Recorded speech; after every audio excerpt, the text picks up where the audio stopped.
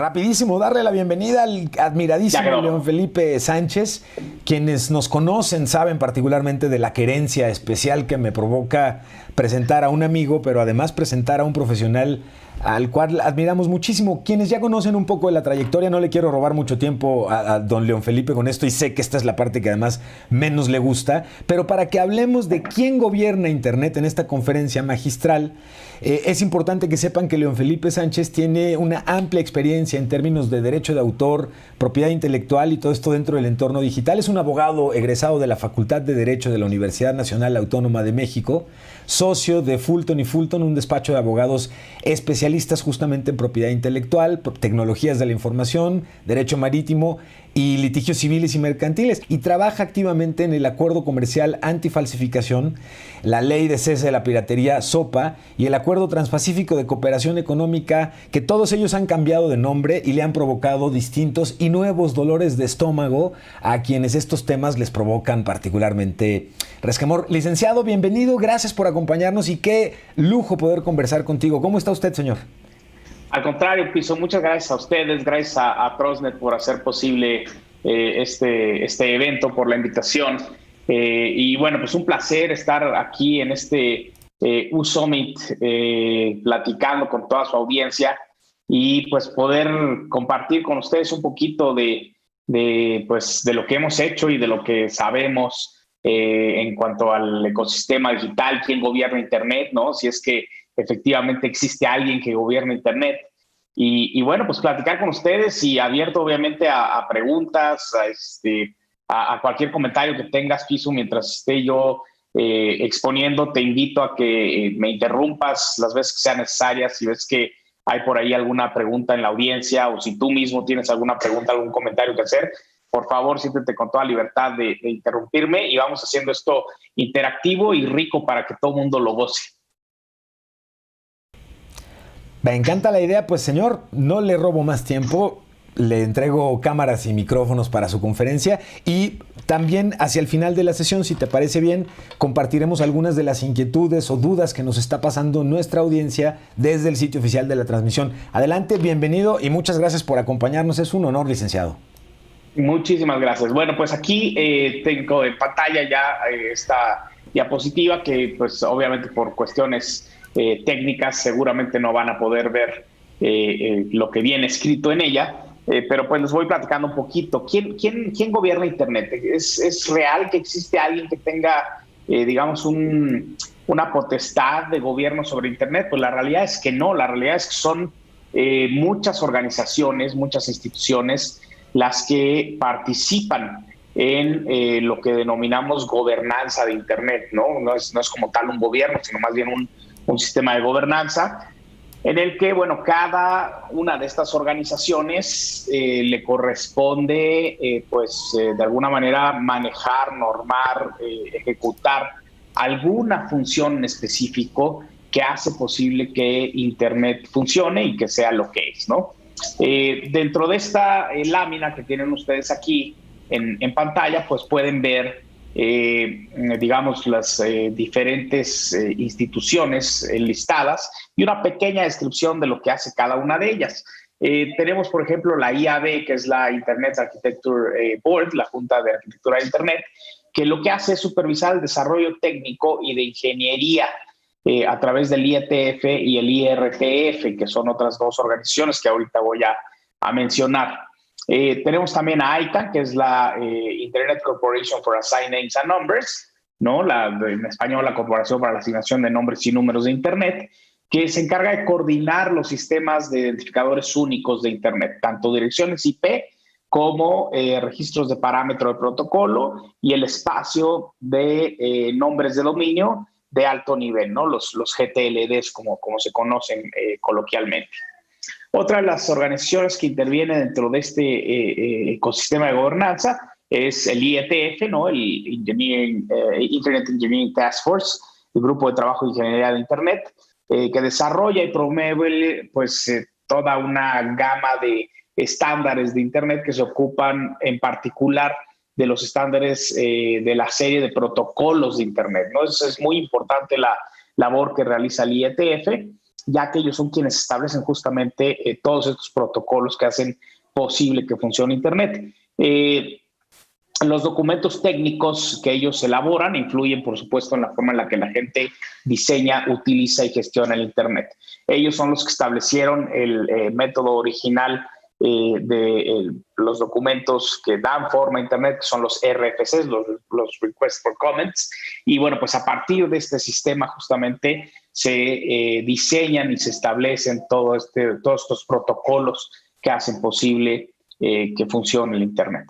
Tenemos también el IGF, ¿no? Que es el foro para la gestión de Internet, el Internet Governance Forum, ¿no? El foro de gobernanza de Internet, que es pues auspiciado por la Organización de las Naciones Unidas y es un foro abierto a las múltiples partes interesadas, en donde pues se debate, es un espacio para debatir los diferentes problemas, retos, dificultades, etcétera, oportunidades que se ven con respecto a la gestión de Internet a nivel internacional.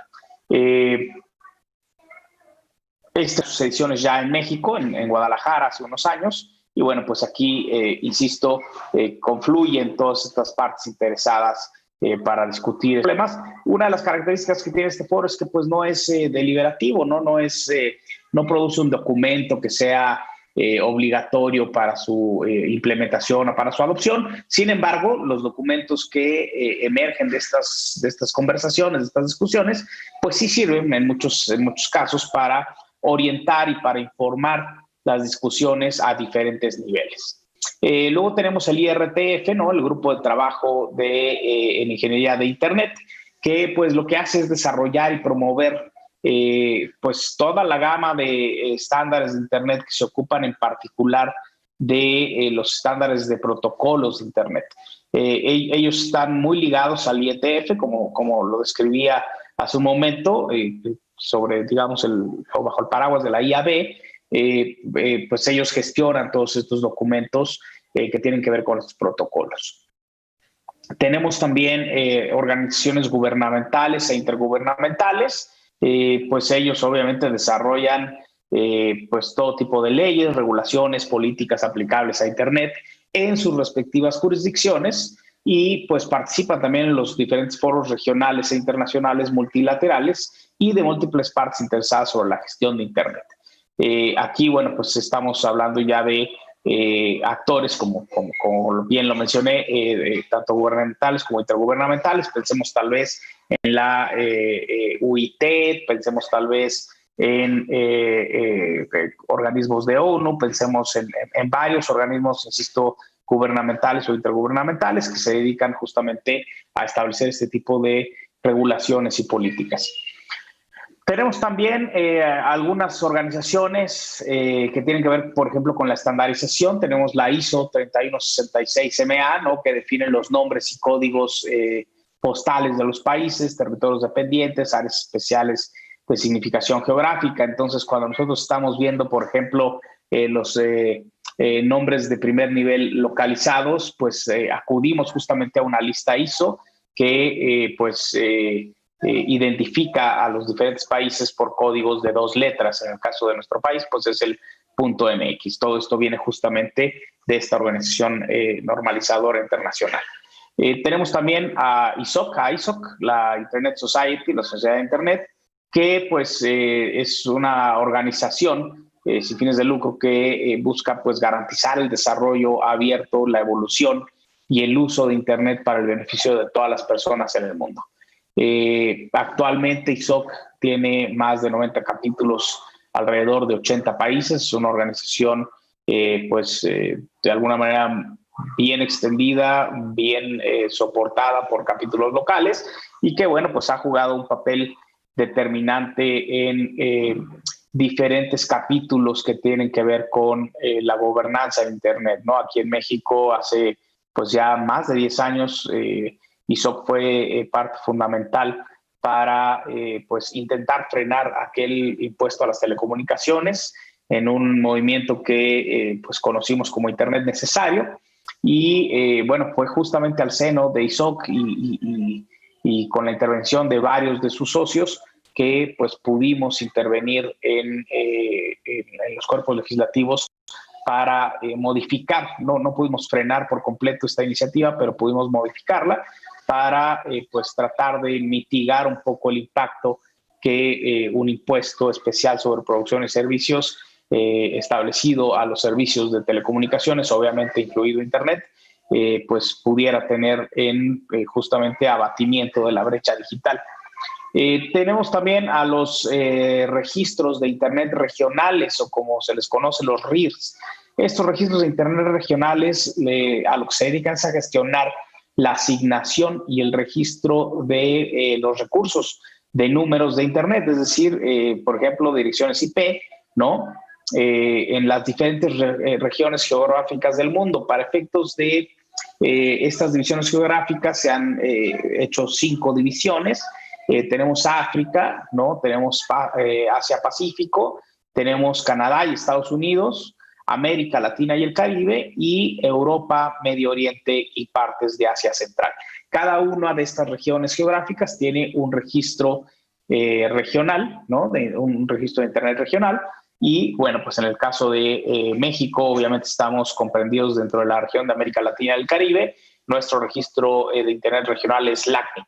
Ellos son los que se dedican justamente a gestionar la asignación y el registro de estos recursos, como las direcciones IP.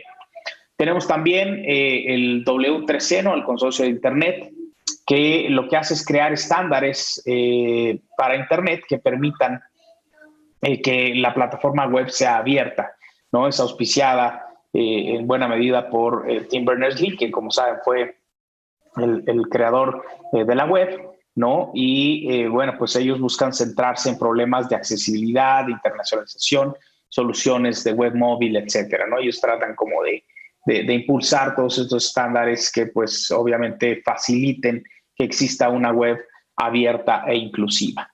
Y pues finalmente tenemos a los diferentes grupos de operadores de Internet, ¿no? De la red, en donde, bueno, pues aquí convergen tanto los ISPs como los IXPs, los puntos de intercambio de Internet, y entre ellos debaten e influyen sobre temas relacionados con las operaciones de Internet y pues las regulaciones en foros informales que crean justamente estos ISPs y estos IXPs.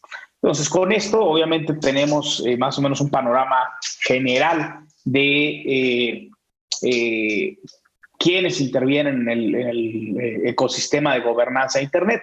Ahora, en la gráfica, en la parte central de la gráfica, pues pueden ver cómo se van formando o debatiendo las diferentes políticas estándares quienes intervienen, ¿no? Por ejemplo, aquí, digamos que en la base de todo el sistema de gobernanza, pues tenemos el sistema de múltiples partes interesadas, como se conoce en inglés, el multi-stakeholder. Aquí, bueno, pues obviamente confluyen tanto sociedad civil, usuarios de Internet, sector privado, gobiernos, organizaciones nacionales e internacionales, comunidades académicas, técnicas, comunidades de investigadores, ¿no? Y bueno, pues todos ellos confluyen porque tienen algo que decir en relación al sistema de gobernanza de Internet. Lo que se trata de hacer con este sistema de múltiples partes interesadas es tener diálogos que sean abiertos, inclusivos, diversos, en donde las decisiones se tomen, digamos, de la raíz hacia arriba, ¿no? De la base hacia arriba, y pues que las decisiones se tomen también basadas en consenso. No es un modelo de gobernanza, digamos, de representación democrática como estaríamos de alguna manera acostumbrados a pensar en un gobierno nacional, ¿no? En un gobierno democrático, sino que más bien, insisto, es pues esta convergencia de actores de diferentes orígenes, trasfondos, intereses, etcétera, que pues se reúnen para obviamente intentar encontrar estos consensos y en función de esos consensos pues poder establecer las diferentes normas, políticas, regulaciones, etcétera, que hacen que la Internet pueda funcionar. Aquí, bueno, pues ya me adelanté un poquito en lo que estoy comentando. Se produce a partir de esta base, pues el debate abierto, en donde intervienen todos estos actores que comenté, ¿no? Y Pues bueno, aquí vemos que hay procesos tanto formales como informales para debatir estas propuestas de políticas, estándares, ¿no? Y pues estas discusiones pueden tener cualquier forma, ¿no? Cualquier formato. Puede ser, lo más frecuente es que estas discusiones se lleven a cabo a través de listas de correo electrónico, ¿no? O a través de reuniones virtuales, o puede ser también a través de pues algunos sitios en donde se pongan los documentos que se deben que se proponen o que se someten a consideración para que la gente comente, envíe sus contrapropuestas, sus comentarios, sus modificaciones, etcétera. Y bueno, pues a partir de eso se va formando justamente esta discusión, este debate, y se va dando forma a las políticas. Finalmente, bueno, aquí tenemos los últimos dos pasos, ¿no? Que son en el tercero, pues el establecimiento de las políticas y estándares, en donde se entiende que estas políticas son los principios, estándares, reglas, procedimientos de toma de decisiones y programas compartidos que dan forma a la evolución y al uso de Internet. ¿Sí? Estos estándares permiten la interoperabilidad de los sistemas de Internet mediante la definición de protocolos, formatos de mensajes, esquemas e idiomas. Entonces, todo esto es lo que, insisto, hace que sea posible que tengamos una Internet funcional. Y bueno, finalmente, digamos que cuando se tienen formadas estas políticas aprobadas por los diferentes organismos que deben de aprobarlas y pues obviamente contando con el consenso de las múltiples partes interesadas que intervienen en su formación, pues lo que sigue es la implementación, ¿no? Que quienes operan materialmente las redes pues puedan implementar estas políticas, las pongan en funcionamiento y hacer que Internet pues prácticamente funcione, ¿no? Digamos que el mejor ejemplo de una política bien implementada es que los usuarios finales no notemos que ha habido una implementación de una política, ¿no? Mientras nosotros podamos continuar con un uso de Internet estable, con un uso de Internet que no se vea alterado, interrumpido de ninguna manera, pues eso quiere decir que quienes gestionan la red lo están haciendo correctamente. Y bueno, pues esto es, digamos, un panorama general de los diferentes organismos que intervienen en la gestión y en pues, el sistema de gobernanza de Internet. Pero ahora quisiera centrarme en un organismo que obviamente ya mencioné y para el que actualmente colaboro como vicepresidente de la mesa directiva. Este es ICANN, ¿sí? La Internet Corporation for Assigned Names and Numbers. Y bueno, pues aquí me gustaría compartir con ustedes un poco de la misión y del modelo de gobernanza que existe dentro de ICANN. Dentro de la misión y valores de ICANN encontramos en sus estatutos 5 objetivos fundamentales, ¿no? El primero es coordinar la distribución y asignación de los nombres en la zona raíz del sistema de nombres de dominio.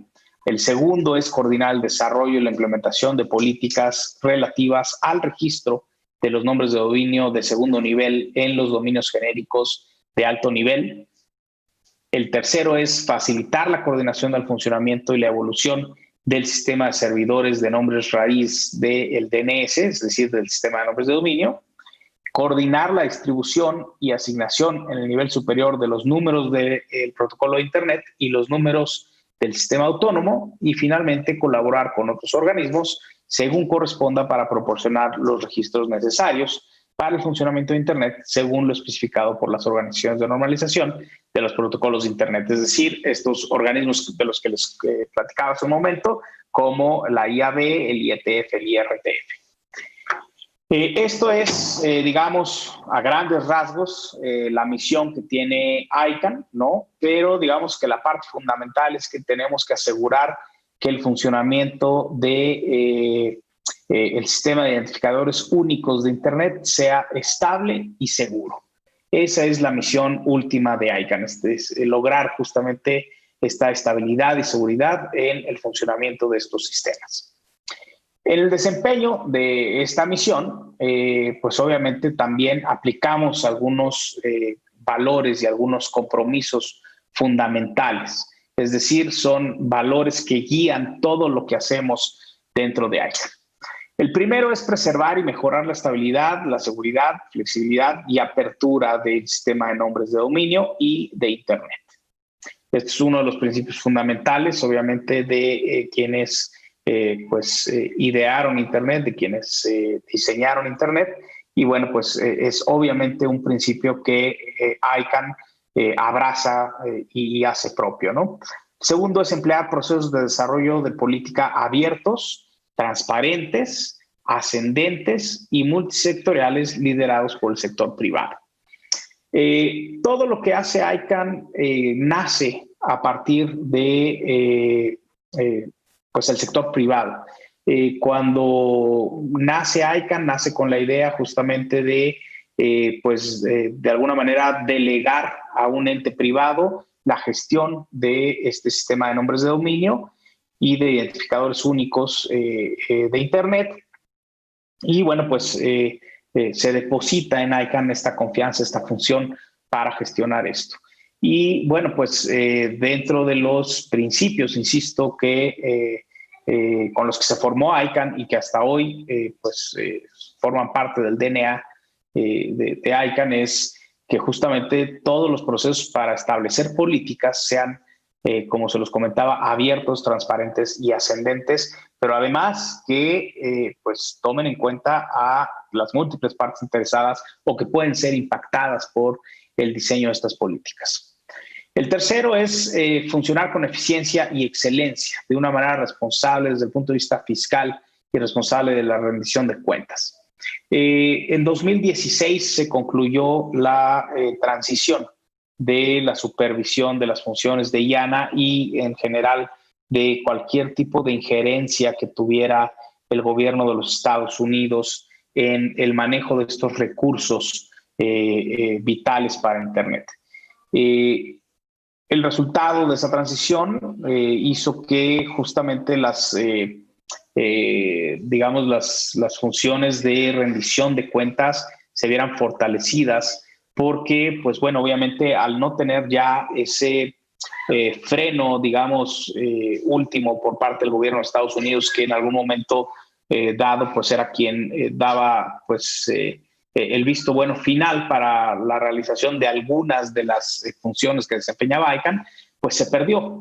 Y lo digo no en el sentido, trágico de quien pierde o de la institución que pierde algo, sino simplemente más bien se liberó, ¿no? Se liberó a ICANN de ese vínculo y como parte del diseño de esa transición, lo que se hizo fue establecer mecanismos de rendición de cuentas de ICANN hacia su comunidad. Y ahorita voy a hablar un poco más de quién es la comunidad de ICANN, pues justamente para sustituir este freno natural, esta supervisión natural que existía por parte del gobierno de los Estados Unidos. Para quienes no están muy familiarizados con el sistema de nombres de dominio, pues bueno, imaginémonos que los nombres de dominio pues es como un gran directorio, ¿no? En donde se vinculan direcciones IP, en donde habitan recursos en Internet con pues un sistema alfanumérico que hace que seamos, como más bien que sea más sencillo recordar las direcciones de estos recursos, ¿no? Entonces, en lugar de tenernos que aprender una dirección IP, pues que aquí lo que estamos viendo en pantalla pues son direcciones IP de la versión 6, ¿no? En lugar de la versión 4, lo que hacemos es aprendernos simplemente un nombre de dominio, ¿no? Y eso se traduce a nivel del sistema de nombres de dominio de los diferentes servidores y nos dirigen al servidor en donde se encuentra este recurso. Así es como básicamente funciona el sistema de nombres de dominio. Ahora, ¿qué es el sistema de múltiples partes interesadas o el modelo de múltiples partes interesadas? Bueno, pues como les comentaba, las decisiones en ICANN se toman mediante la puesta en práctica de este modelo. Sí, aquí confluyen desde personas, ¿no? Individuos, empresas, gobiernos, ¿no? Y todos juegan un papel determinante en la formación de las políticas que, nuevamente, insisto, se forman mediante el consenso y desde las bases de la comunidad. La comunidad, para quienes se pregunten sobre este eterno debate sobre si existe o no comunidad, quién es la comunidad, quién la conforma y hacia dónde va la comunidad, bueno, pues la comunidad, desde el punto de vista de ICANN, se conforma por voluntarios de todo el mundo y de todos los sectores, incluyendo negocios, ingenieros, expertos técnicos, sociedad civil, gobiernos, usuarios finales y muchos otros. Aquí quiero hacer una pausa para enfatizar la participación de los gobiernos, ¿no? Estando en el U-Summit, creo que es importante que la audiencia conozca sobre la participación de los gobiernos en ICANN. Hay un comité consultivo, ahorita voy a pasar también a dar un poco de detalles sobre las diferentes partes integrantes de ICANN, pero hay un comité consultivo que está integrado por gobiernos y pues los países que están representados en este comité obviamente discuten todo lo que tiene que ver con las políticas de nombres de dominio en cuanto a su impacto en políticas públicas. Entonces, vemos como, sin ser un organismo gubernamental, es un canal de comunicación y de decisión en el que intervienen los gobiernos en convergencia con otros grupos, ¿no?, de intereses diversos, y a partir de estas discusiones se forman las políticas estando en consenso. Estas recomendaciones, como les digo, sobre políticas se desarrollan y se refinan por la comunidad a través de dos principales cuerpos: las organizaciones de soporte y los comités consultivos. Por sus siglas en inglés, los conocemos como los SOs, ¿no? Las SOs, las organizaciones de soporte, o los ACs, que son los Advisory Committees, o en este caso en español los comités consultivos. Dentro de las organizaciones de soporte tenemos tres. Estas tres organizaciones de soporte se refieren, obviamente, cada una a diferentes cuestiones. La ASO es la Organización de Apoyo para Direcciones, ¿no? La Address Supporting Organization. Luego tenemos la Organización de Apoyo para Nombres de Dominio con Código de País, la CCNSO, la Country Code Name Supporting Organization. Y finalmente la Organización de Apoyo para Nombres Genéricos, o la GNCO, la Generic Name Supporting Organization. Aquí pues podemos ver cómo se conforma cada una de estas organizaciones de soporte. Tenemos el Consejo de Direcciones de la ASO, está conformado por 15 voluntarios, 3 de cada registro regional. ¿Se acuerdan que les platicaba yo sobre quiénes eran los registros de Internet regionales? Y bueno, pues entendiendo que había 5 registros, cada uno de ellos designa a 3 representantes, y con esto se forma este comité de 15 voluntarios que representa obviamente a los diferentes registros regionales de Internet, y que tiene que ver nuevamente con pues las políticas de direcciones de protocolo de Internet, las direcciones IP, ¿no? Luego tenemos el Consejo de la CCNCO, que ellos trabajan en políticas globales relativas a los dominios de alto nivel con código de país. Por ejemplo, .br, .uk, .mx, etc.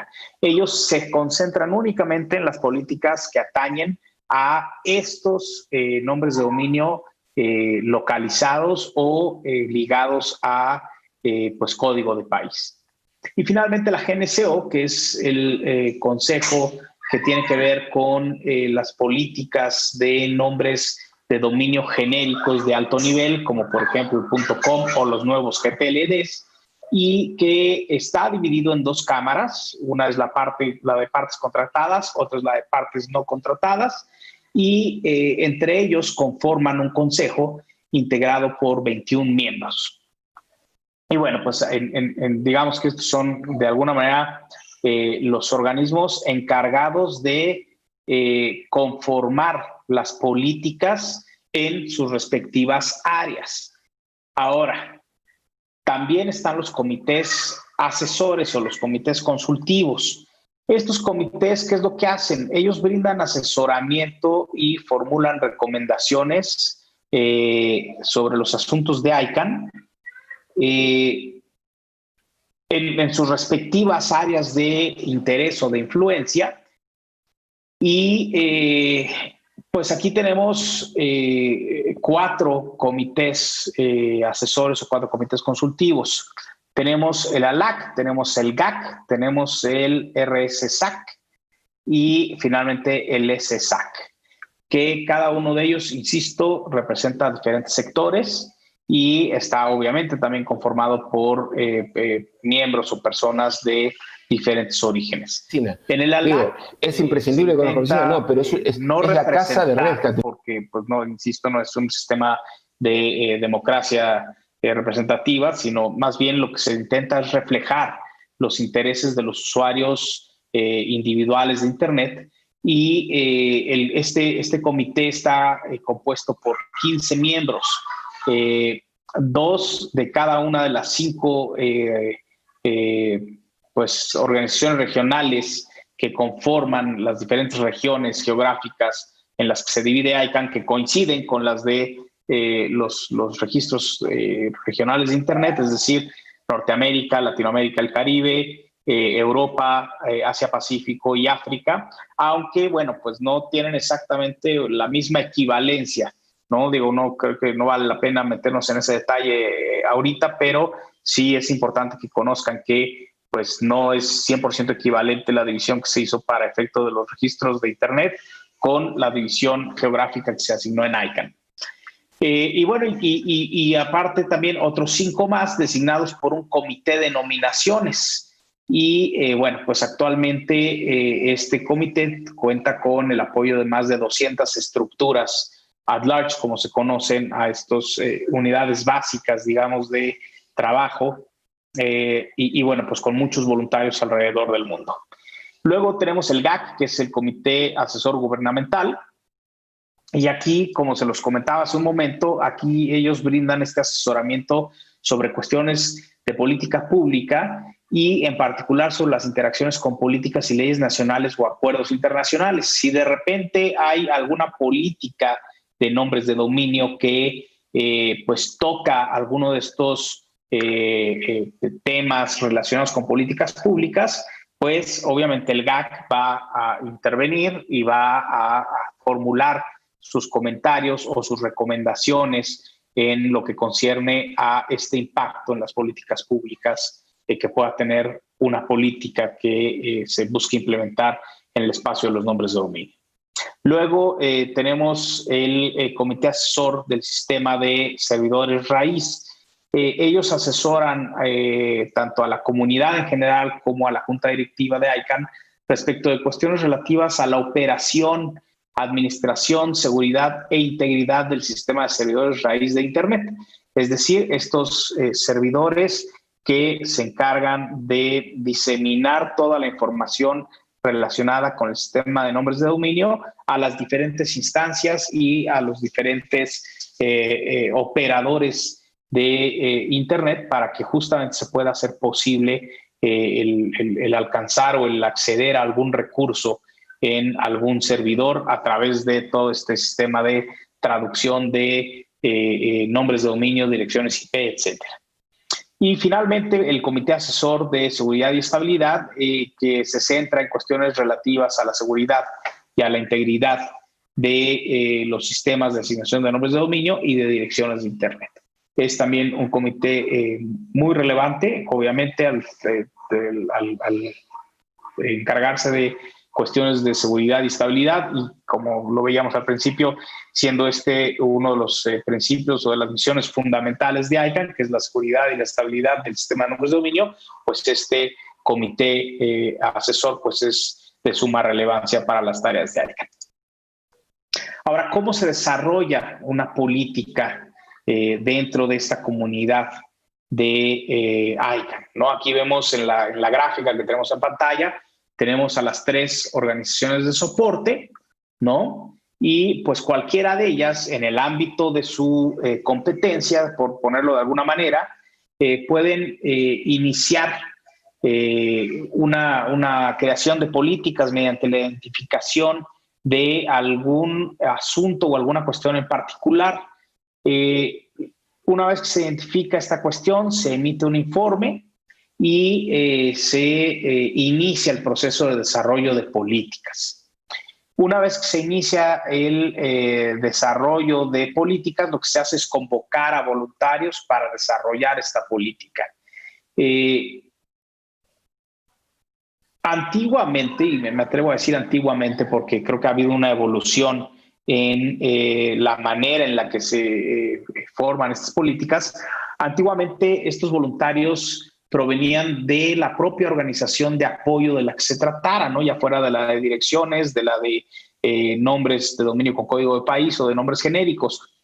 Pero pues a través de los años la experiencia nos enseñó como comunidad que era mejor involucrar a las diferentes partes integrantes de ICANN de manera temprana en lugar de dejar que el proceso avanzara y únicamente en la etapa final involucrar a estos actores. Entonces hoy estas convocatorias de voluntarios se hacen no solo, digamos, al interior de las organizaciones de apoyo, sino también se extienden a estos grupos que conforman ICANN y que pueden tener obviamente algún tipo de interés o de injerencia dentro del proceso de desarrollo de políticas.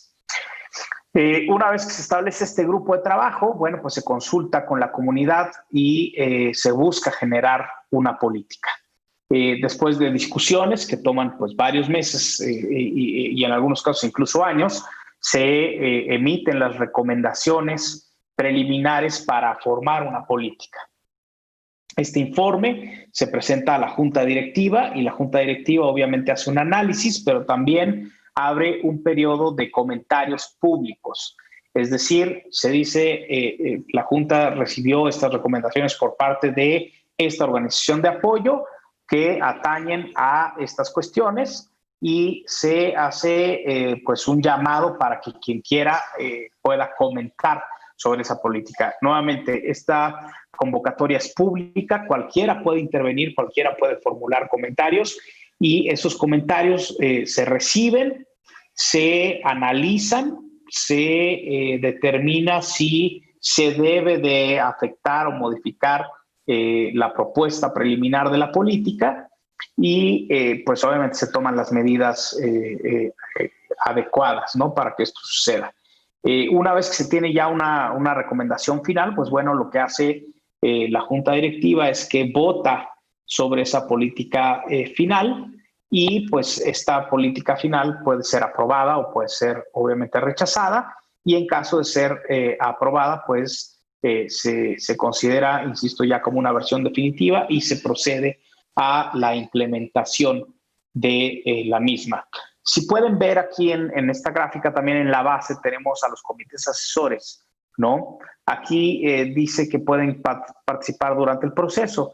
Como les decía hace un momento, bueno, pues sí, lo que nos enseñó la evolución de ICANN es que lo adecuado, lo importante es que estos comités asesores se puedan involucrar desde el inicio de la formación de una política y no necesariamente hasta concluir todo este proceso de formación de política y que ya estemos, digamos, en una etapa en la que haya sido presentado a la Junta Directiva, que estemos en comentarios públicos y que los comentarios de estos comités asesores puedan ser tales que pues modifiquen sustancialmente o fundamentalmente la política y se tenga que regresar a pues un esfuerzo que implicaría mucho mayor tiempo que comparado con si se hubieran involucrado desde una etapa temprana. Ahora creo que lo estamos haciendo mejor y bueno, pues este involucramiento se da de forma más natural y pues se tienen menos contratiempos de los que se tenían hace unos años. Ahora, la Junta Directiva. La Junta Directiva de ICANN es un grupo, aquí en la diapositiva dice de representantes de la comunidad, pero en realidad quienes estamos en la mesa directiva, en la Junta Directiva, no somos representantes de la comunidad. Somos personas que sí podemos provenir de la comunidad, pero que una vez que estamos como miembros del board o de la Junta Directiva, no representamos los intereses o no debemos de representar los intereses de quienes nos han designado para ocupar ese asiento en la Junta Directiva, ¿sí?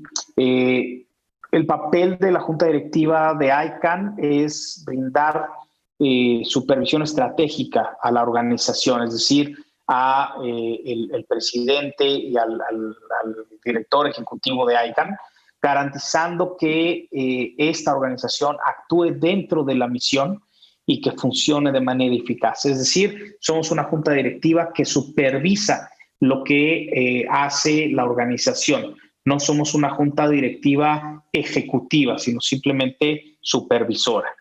La junta directiva también supervisa y considera las recomendaciones de políticas desarrolladas por la comunidad, como lo veíamos hace un momento, y bueno, pues es quien en última instancia tiene la responsabilidad de decidir sobre si una política debe de ser aprobada e implementada o debe de, en un momento dado, tal vez rechazarse y regresar a la organización de soporte de donde provenga para ser modificada y mejorada. De conformidad con los estatutos de ICANN, insisto, el papel de la Junta, además de supervisar, es la de aprobar las políticas que se forman en la comunidad y, una vez hecho esto, instruye a la organización para que las implemente, ¿sí? Como les decía también hace un momento, cada miembro de la Junta debe de actuar en el mejor de los intereses de la organización y de la comunidad global. Es decir, nuevamente tenemos que ser muy objetivos y actuar en el mejor de los intereses de esta organización y de la comunidad, tomando en cuenta el interés público, pero sin representar directamente o necesariamente los intereses de quienes nos han designado para ocupar ese asiento en la Junta Directiva. Obviamente, como en las juntas directivas de diferentes organizaciones, las decisiones se toman por resolución, ¿sí? Hay veces que las decisiones son unánimes, otras que serán por mayoría, ¿no?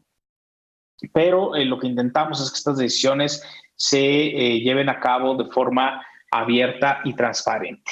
Y por lo tanto, bueno, tenemos todo un proceso documentado de cómo se llevan a cabo y cómo se toman las decisiones de la Junta Directiva. Un poquito sobre la conformación de la mesa directiva o de la Junta Directiva. Aquí pueden ver en esta gráfica, somos en total 20 miembros. De estos 20 miembros, tenemos 16 que tienen voz y voto y tenemos 4 coordinadores de enlace con diferentes organizaciones.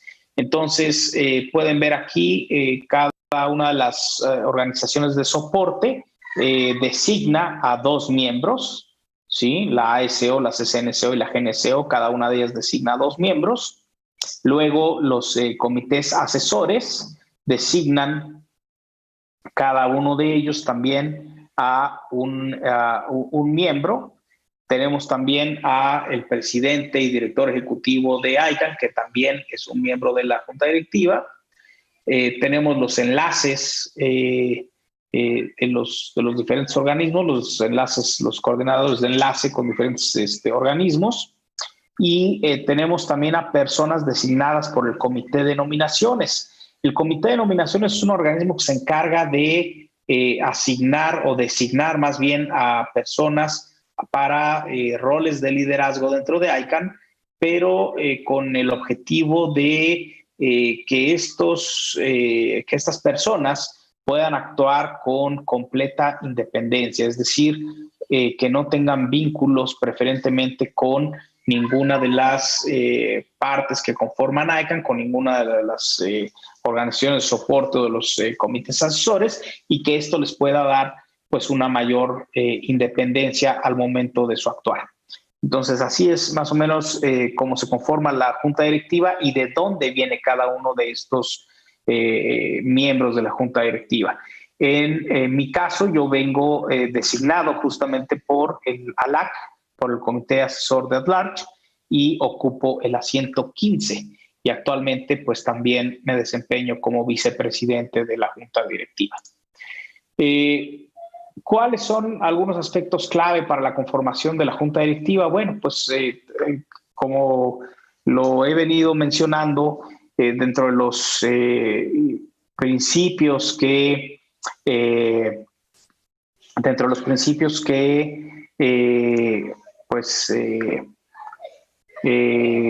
mueven a ICANN está el de la diversidad geográfica, ¿no? O sea, se trata de que la comunidad sea lo más diversa e incluyente posible. Entonces, dentro de los principios de diversidad geográfica que se toman en cuenta para la conformación de la junta directiva es que no puede haber más de 5 miembros con derecho a voto de una misma región. Es decir, no puede haber nunca más de 5 miembros de Norteamérica o de Europa o de América Latina y el Caribe, o sea, de alguna región en particular. ¿Sí? No puede haber 2 miembros con derecho a voto de una organización de apoyo de la misma región. Por ejemplo, si tenemos a la organización de apoyo de direcciones de Internet, la ASO, pues un miembro tendrá que corresponder a una región y el otro miembro que ellos pueden designar tiene que ser de una región diferente necesariamente. Y bueno, el comité de nominaciones debe garantizar también que la junta directiva tenga al menos un miembro con derecho a voto de cada región. Entonces, si de repente resulta que pues no hay gente que esté representando al continente africano o al continente europeo, pues el comité de nominaciones tiene que intervenir y en su proceso de selección tendrá que garantizar que se seleccione al menos a una persona para llenar ese espacio que cumpla con la diversidad geográfica que establecen nuestros estatutos. En cuanto a la votación, todos los miembros del board, incluso los que no tienen derecho a voto, participan en las reuniones, en las discusiones y en las deliberaciones, pero únicamente, pues obviamente votan aquellos que tienen derecho a voto conforme a los estatutos. Los 4 coordinadores de enlace no tienen derecho a voto, pero sí participan, como lo decía yo hace un momento, en toda la formación de la discusión, en toda la deliberación. Únicamente, pues al momento obviamente en que se hace la votación, pues ellos no participan. Del comité de nominaciones, como les decía, es responsable de cubrir estos 8 lugares dentro de la mesa directiva, ¿no? Y también algunos roles de liderazgo dentro de el ALAC, los consejos de la CCNSO y de la GNSO. Los miembros con derecho a voto cumplimos mandatos escalonados de 3 años. Y no se puede prestar servicios a la junta directiva por más de 3 mandatos consecutivos. Es decir, lo más que puede servir una persona dentro de la junta directiva es 9 años consecutivos. ¿Sí? Tenemos una política de conflicto de interés muy estricta dentro de ICANN. Los directores y los coordinadores de enlace tenemos que divulgar todos los negocios y afiliaciones que se relacionen de algún modo con ICANN o con el ecosistema de sistema de nombre de dominio. Somos muy respetuosos de esa política de conflictos de interés y, bueno, pues obviamente procuramos garantizar justamente que nuestros directivos no estén en conflictos de intereses. Y cuando puede llegarse a suscitar un conflicto de interés, ya sea actual o aparente, ese director se recusa de las discusiones y, por supuesto, también de las votaciones, pero es una decisión que debe tomar cada uno de ellos y, digamos, una notificación que tiene que hacer también cada uno de ellos. Ahora, si ustedes quisieran participar e informarse sobre ICANN, hay diferentes canales y diferentes mecanismos. Pueden ustedes asistir a una reunión pública de ICANN. Ahorita pues están suspendidas justamente por la pandemia, pero regularmente, en condiciones normales, nos reunimos 3 veces al año y estas reuniones pues, son abiertas, son públicas, son gratuitas y en este espíritu de diversidad e inclusión, lo que se hace es celebrar estas reuniones en diferentes regiones del mundo. Tenemos, digamos, un calendario en el que vamos rotando la región en las que nos vamos reuniendo. Entonces, una reunión se puede realizar, por ejemplo, en América Latina y el Caribe, y la siguiente se realiza en Europa, y la siguiente se realiza en Asia-Pacífico, y la que le sigue en África, y la que le sigue en Norteamérica. Y así vamos dando, digamos, pues oportunidad de que las diferentes regiones vayan participando en estas reuniones públicas. Pueden también adentrarse en el mundo de ICANN a través de los programas de becas y de NextGen. Ahorita les voy a hablar un poco más de estos programas y aquí tienen la liga en donde pueden encontrar más información acerca de cómo involucrarse. Pueden también, si están interesados, realizar cursos gratuitos en ICANN Learn. Aquí también está la liga de learn.icann.org, donde hay diferentes cursos que son completamente gratuitos y en diferentes idiomas para que ustedes puedan conocer más acerca de ICANN y si les interesa, pues obviamente involucrarse. Pueden asistir a eventos en cada una de las regiones. Cada región tiene un vicepresidente que se encarga de coordinar trabajos a nivel regional y bueno, pues con regularidad se organizan, en circunstancias normales, no de pandemia, se organizan eventos regionales a los que también se puede asistir tanto presencial como virtualmente. Hay obviamente también diferentes grupos en los que se puede trabajar a distancia, de forma virtual, a través de listas de correo, como les mencionaba hace un momento, y pues para eso pueden entrar también a esta liga de icann.org/community, en donde pueden identificar cuál es el grupo que es más afín a pues sus intereses, a sus perspectivas y pues involucrarse con ellos. Y finalmente pues pueden suscribirse a los boletines de noticias, las alertas de ICANN y los boletines regionales en donde pues con regularidad se difunde información y noticias relacionadas con ICANN.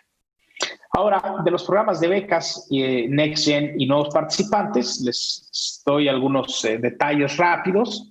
El programa de becas es un programa global que tiene como objetivo tratar de crear estas capacidades, ¿no? De capacitar gente para traer sangre nueva al ecosistema, ¿no? De tratar de apoyar a los diferentes sectores que conforman esta comunidad a que sumen gente a estos programas, se involucren con ICANN y puedan iniciar su viaje dentro de la comunidad de ICANN. De hecho, yo comencé justamente en ICANN a través del programa de becas y gracias a eso, pues bueno, después de mucho trabajo y muchas reuniones, logré llegar a la junta directiva y bueno, pues ahora ser el vicepresidente de la junta directiva. Tenemos también el programa de NextGen, que es un programa regional, a diferencia del programa de becas que es global. Este es un programa regional en donde se busca crear conciencia y promover a las futuras generaciones, ¿no? A involucrarse con ICANN. Aquí lo que se hace es centrarse en conversaciones con universidades y con otros foros regionales. Aquí el proceso de solicitud en línea se abre 3 veces al año para asistir a una reunión pública de ICANN y bueno, pues quienes son seleccionados tienen que pertenecer a la región en donde se va a realizar la reunión pública de ICANN. Y finalmente el programa de nuevos participantes, que es un programa dedicado a quienes recién ingresan a la comunidad de ICANN y aquí tenemos tanto la opción de que estudien por su cuenta a través de los diferentes recursos que ofrece ICANN en su sitio web o en el sitio de I Can Learn, o también se puede participar en persona, ya sea de forma presencial o remota, en cada una de las reuniones públicas que tiene ICANN. Cada uno de estos programas es diferente, cada uno de estos programas sirve de alguna manera a un mismo propósito, que es crear capacidades para nuevos participantes y nuevos actores, pero cada uno tiene pues condiciones particulares, ¿sí? Aquí una diferencia, por ejemplo, entre el programa de becas y de NextGen es que los solicitantes, en el caso del programa de becas, tienen que tener al menos 21 años de edad y cumplir con otros criterios de selección que se establecen en particular para el programa de becas, y para cada reunión se eligen aproximadamente 60 becarios por cada edición. Dentro de estos becarios también se selecciona 40 exalumnos para, digamos, una reunión más pequeña que tiene que ver con el foro de políticas. Y el programa de NextGen va orientado, insisto, a pues actores, digamos, un poco más jóvenes, entre 18 y 30 años de edad como límite, y deben de estar en la región en donde se va a realizar la reunión y estar estudiando en alguna universidad, en alguna institución de educación superior. Y aquí, en este caso, se seleccionan entre 20 y 30 candidatos por reunión para participar en este programa de NextGen. Entonces, digamos que una diferencia fundamental entre estos dos programas es que en el programa de becos no hay un límite de edad para poder inscribirse y acceder a este programa, mientras que en el programa de NextGen sí existe el tope de 30 años de edad para poder participar en este programa.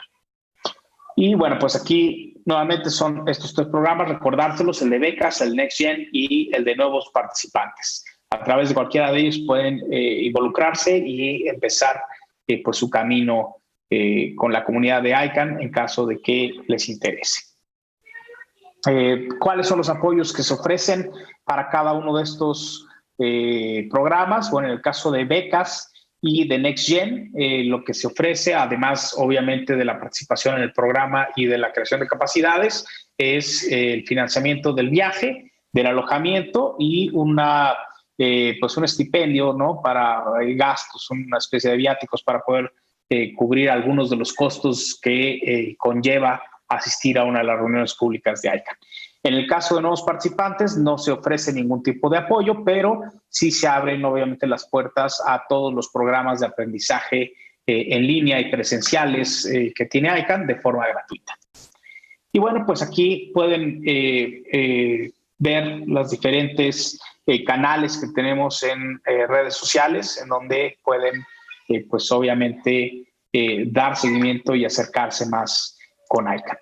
Y bueno, pues con esto, Emilio, regresaría contigo para el caso de que tengamos alguna pregunta por parte del auditorio, y con mucho gusto seguir la conversación.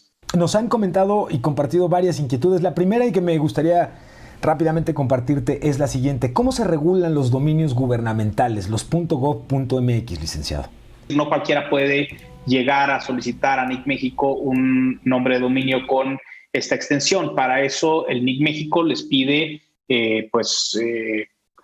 cumplir con algunos requisitos que tienen obviamente que ver con que efectivamente se trate de una organización gubernamental para poder asignar el nombre de dominio, ¿no? Entonces, mecanismos para comprobar de que se trata de un organismo gubernamental hay diferentes, ¿no? Hay varios mecanismos, pero también para comprobar, pues de alguna manera, la personalidad de quien está solicitando el registro del nombre de dominio con extensión .gov.mx.